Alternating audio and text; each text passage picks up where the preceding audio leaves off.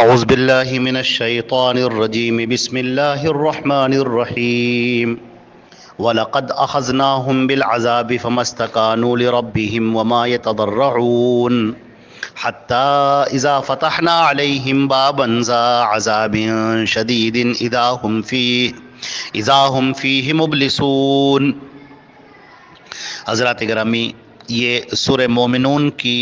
آیت نمبر 76 اور 77، 76 اور 77 آپ کے سامنے تلاوت کی گئی ہے، اور ترجمہ ان دونوں آیتوں کا یہ ہے: اور ہم نے ان کو عذاب میں پکڑ لیا تو نہ وہ اپنے رب کے سامنے جھکے اور نہ وہ عاجزی اختیار کرنے والے تھے، یہاں تک کہ جب ہم نے ان کے اوپر شدید عذاب کا دروازہ کھول دیا تو پھر اچانک وہ مایوس نظر آنے لگے اور حیرت زدہ ہو گئے۔ احباب کرام، یہ جو آپ کے سامنے قرآن پاک کی دونوں آیتیں تلاوت کی گئی ہیں، اس سے پہلے کی جو آیات ہیں جہاں پر اللہ رب العزت نے اپنے قانون جزا کو بیان فرمایا ہے، یہ آیتیں مزید اس کی وضاحت کرتی ہیں اور انجام کو بیان کرتی ہیں، اس رزلٹ کو بیان کرتی ہیں جو انسان کے سامنے آنے والا ہے۔ یاد رکھیے کہ اللہ رب العزت اپنے بندوں پر بے انتہا مہربان ہے، شفیق ہے، رحم کرنے والا ہے۔ وہ کبھی نہیں چاہتا ہے کہ بندوں کو عذاب میں گرفتار کرے یا بندوں کو جہنم میں ڈالے، بھڑکتی ہوئی آگ میں ڈالے، یہ اللہ رب العزت کبھی نہیں چاہتا ہے۔ لیکن اس نے جو قانون کا دائرہ بنا دیا ہے، تو اس قانون کو جو بھی توڑے گا،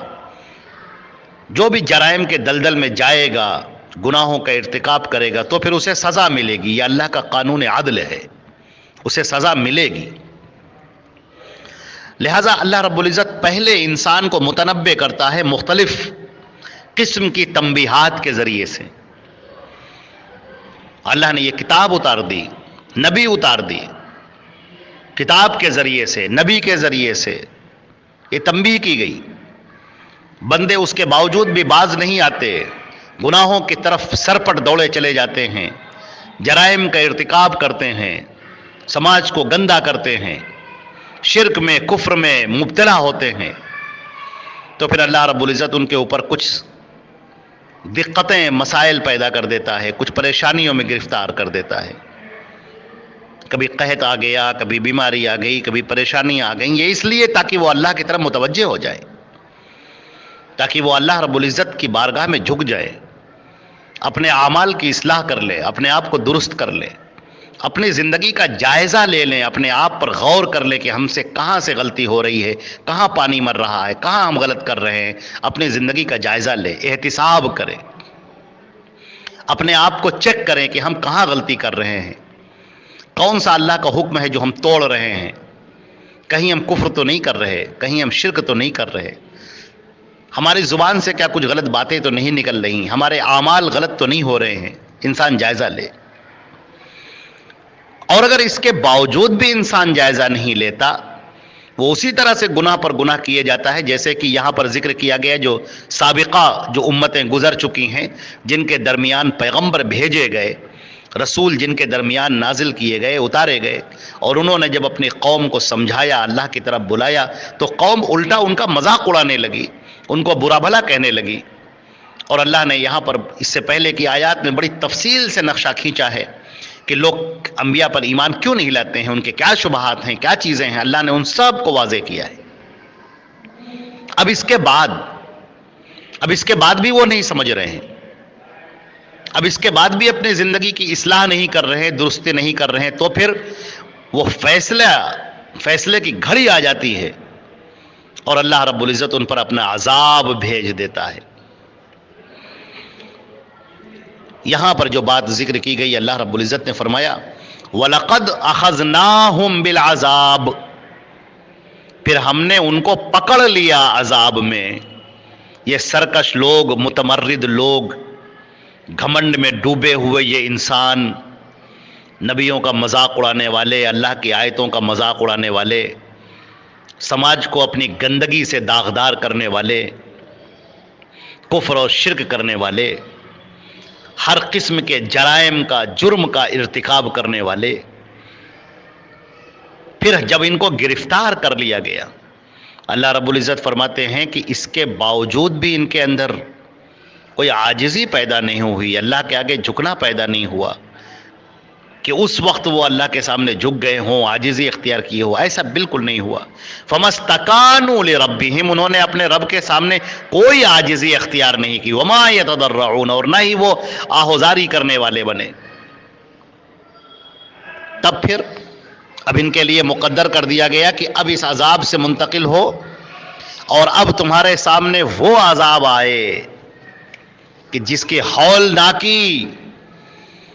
اور جس کی خطرناکی سے پتا پانی ہو جاتا ہے، کلیجے تھر تھرا اٹھتے ہیں، وقت سے پہلے انسان بوڑھا ہو جاتا ہے۔ وہ عذاب جو آخرت کا عذاب ہے، جو جہنم کا عذاب ہے،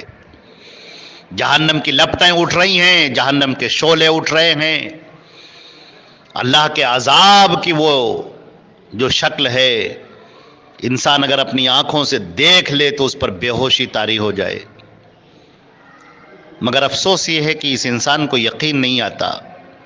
نبی کی بات پر اسے یقین نہیں، اللہ کی بتائی ہوئی بات پر اسے یقین نہیں، شیطان مردود کے وسوسے میں گرفتار ہے، اسی کے پھینکے ہوئے جال میں وہ اپنے آپ کو الجھائے رکھے ہوئے ہے، وہ اس جال کو کاٹ کر باہر نکلنا بھی نہیں چاہتا۔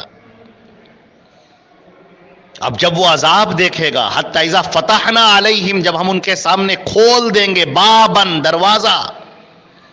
ذا عذاب شدید، شدید عذاب والا دروازہ، جب وہ دروازہ عذاب کا کھل جائے گا، جب وہ جہنم کی بھڑکتے ہوئے شعلوں کو دیکھ لیں گے، جب وہ جہنم کے عذاب کو دیکھ لیں گے کہ فرشتے کس طرح سے عذاب دے رہے ہیں اور کس طرح سے انسان کی پکڑ کی جا رہی ہے، گرفت کی جا رہی ہے، کیسے ان کے ساتھ برتاؤ کیا جا رہا ہے، کس قدر دردناک عذاب ہے، المناک عذاب ہے، رسوا کر دینے والا عذاب ہے، ذلیل کر دینے والا عذاب ہے، ناقابل برداشت عذاب ہے، کھالوں کو جلا دینے والا، اور یہ کھال جب جل جاتی ہے تو دوسری کھال دے دی جاتی ہے، انسان کو موت نہیں آ رہی ہے اور تکلیفیں اسے برداشت کرنی پڑ رہی ہیں۔ جب وہ دیکھ لیتا ہے اذا ہم فیہ مبلسون، تو انتہائی حیرت زدہ رہ جاتا ہے، ہکا بکا رہ جاتا ہے، اب وہ مایوس ہو جاتا ہے اپنے انجام سے کہ اب کیا ہے، اب تو ہمیں اسی میں جانا ہے، بالکل اب تمہیں اسی میں جانا ہی پڑے گا، اب یہ عذاب کا مزہ تمہیں چکھنا ہی پڑے گا۔ کہاں گئی تمہاری دولت، کہاں گئے تمہارا غرور، کہاں گئے تمہارے لوگ، کہاں گئے تمہارے وہ قبیلے والے، کہاں گئے وہ جو تمہارے پیچھے تلواریں سونتے کھڑے رہتے تھے، کہاں گئے جو تمہارے ایک حکم کے اوپر جان دے دیتے تھے، کہاں گئے وہ بڑی بڑی بستیاں، کہاں گئے وہ بڑے بڑے شان و شوکت کی عمارتیں، سامان، ساز و سامان، تم طراق، سب کہاں چلا گیا، سب ختم ہو گیا، سارے تیور تمہارے زمین میں مل گئے، خاک ہو گئے۔ ابھی جہنم کی بھڑکتی ہوئی آگ ہے اور تمہیں گھسیٹا جا رہا ہے، زنجیر میں جکڑ کر گھسیٹا جا رہا ہے، تم فریاد کر رہے ہو، کوئی سننے والا نہیں، کوئی چیخ رہے ہو، پکار رہے ہو، افسوس کر رہے ہو، دکھ کا اظہار کر رہے ہو، معافی مانگ رہے ہو، تڑپ رہے ہو، اب کچھ نہیں ہو سکتا، اب تمہیں تو یہ سہنا ہی پڑے گا، تمہیں تو یہ عذاب برداشت کرنا ہی پڑے گا۔ دنیا میں تمہارے پاس موقع تھا، تم قرآن پاک کو سنتے، نبی کے فرمان کو سنتے، تم اپنی زندگی کی اصلاح کرتے، تم غلط روش سے باز آ جاتے، تم وہ کرتے جو اللہ کو پسندیدہ ہے، جو اللہ نے اتارا ہے، جس کا اللہ نے، اس کے رسول نے حکم دیا ہے، تم وہ کرتے، اپنی زندگی مزین کرتے، لیکن تم نے کچھ نہ کیا، تم نے اپنی زندگی کو ضائع کر دیا، تم غرور میں پڑے رہے، تم کبر میں پڑے رہے، تم کو طاقت کا، قوت کا، لوگوں کا، اقتدار کا، سیاست کا نشہ طاری رہا اور اس نے تمہیں آخرت سے غافل رکھا۔ لہٰذا اب نہ افسوس کرو، کچھ نہیں، اب کچھ نہیں ہو سکتا، تمہارے چیخنے چلانے سے کچھ نہیں ہوگا، تمہارے ہاتھ چبانے سے کچھ نہیں ہوگا، یہ جہنم کی آگ یہی تمہارا ٹھکانہ ہے۔ کاش کہ تم دنیا میں نبیوں کی باتوں کو سن لیتے، کاش کہ تم قرآن پاک کو پڑھ لیتے، کاش کہ تم اپنی زندگی کی اصلاح کر لیتے، تو آج یہ دن تمہیں نہ دیکھنا پڑتا۔ چنانچہ یہاں پر یہ بات واضح طور پر کر دی گئی ہے۔ اللہ رب العزت ہم کو اور آپ کو عمل کرنے کی توفیق عطا فرمائے، اور بڑی ڈرانے والی یہ آیت ہے۔ اللہ تعالی ہم کو اپنے اعمال کی اصلاح کرنے والا بنا دے، اپنی زندگی کا جائزہ لینے والا بنا دے، اور آخرت کے دن اللہ کے سامنے کھڑے ہونے سے خوف کھانے والا بنا دے۔ یا اللہ تو اپنے فضل و کرم سے ہماری بخشش فرما دے۔ السلام علیکم ورحمۃ اللہ وبرکاتہ۔